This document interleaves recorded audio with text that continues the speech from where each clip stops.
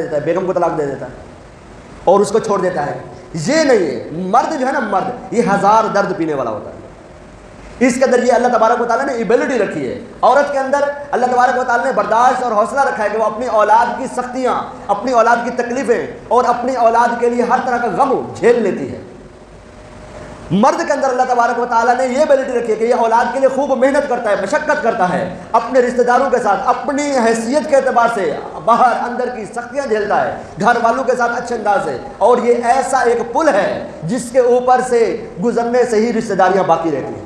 یہ اپنے آپ کو بچھا لیتا ہے. وَخْفِضْ لَهُمَا جَنَاحَ الذُّلِّ، ماں باپ کے ساتھ یہ نرمی کرنے والا ہوتا ہے، وہ اپنے گھر والوں کے ساتھ اچھے سلوک کرنے والا ہوتا ہے، اپنے بہن بھائیوں کے ساتھ اچھے سلوک کرنے والا ہوتا ہے، اور اس چیز کو وہ برداشت کرتا ہے. تھوڑی سی اونچ نیچ ہو اس کو برداشت کرتا ہے. لیکن ہمارے معاشرتی بگاڑ میں یہ سب سے بڑا آفت زدہ مسئلہ ہوتا چلا جا رہا ہے کہ ہمارے رویے خراب ہوتے جا رہے ہیں.